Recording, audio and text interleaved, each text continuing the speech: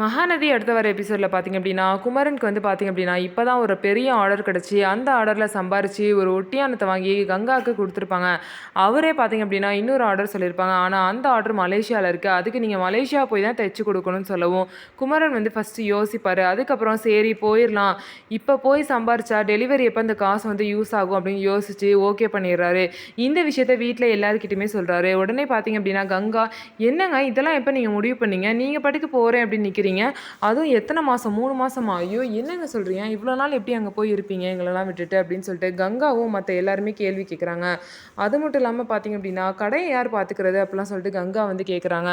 அதுக்கெலாம் நான் ஏற்பாடு பண்ணிட்டேன்னு சொல்லிட்டு குமரன் வந்து எல்லாத்துக்குமே பதில் சொல்கிறாரு. யாரும் என்னை தடுக்காதீங்க, நான் போனால் தான் நல்லது அப்படின்னு சொல்கிறாங்க. வீட்டில் எல்லாரையும் சம்மதிக்க வச்சுட்டு அப்புறம் நிவின்கிட்டையும் விஜய்கிட்டையும் தனியாக வந்து பேசுகிறாங்க. அவங்க 2 பேர்கிட்டையும் நான் இந்த விஷயத்த சொல்லலைன்னு எதுவும் தப்பாக எடுத்துக்காதீங்க, நானே இப்போ தான் முடிவு பண்ணேன்னு சொல்லிட்டு குமரன் சொல்கிறாங்க.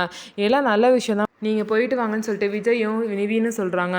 இதுக்கப்புறம் பார்த்திங்க அப்படின்னா குமரன் வந்து கொஞ்ச நாள் எல்லாத்தையும் விட்டு விலகி இருக்கணும், அப்போ தான் எனக்கும் நல்லதுன்னு சொல்லிட்டு சொல்கிறாங்க. இப்படிலாம் விலகி இருக்கணும் அது இதெல்லாம் பேசாதீங்க, போயிட்டு நல்லபடியாக வேலையை முடிச்சுட்டு வாங்கன்னு சொல்லிட்டு 2 பேருமே சொல்கிறாங்க. ஸோ நம்ம வீடியோ உங்களுக்கு பிடிச்சிருந்தா நம்ம வீடியோவை லைக் பண்ணிக்கோங்க, மறக்காமல் நம்மளோட சேனலை சப்ஸ்கிரைப் பண்ணிவிட்டு பாருங்கள்.